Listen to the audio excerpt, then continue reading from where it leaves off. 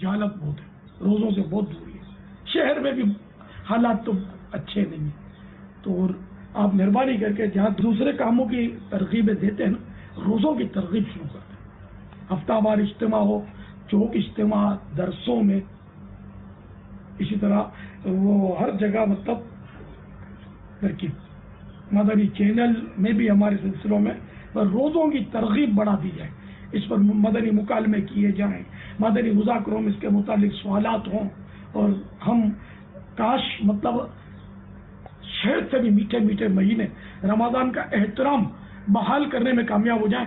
احترام بہت پامال کیا جا رہا ہے ماہ رمضان کا، بہت گناہ ان دنوں بھی کیے جا رہے ہیں، اور روزہ نہ رکھنا یہ تو بہت بڑا گناہ ہے، کبیرہ گناہ ہے، حرام اور جہنم میں لے جانے والا کام ہے۔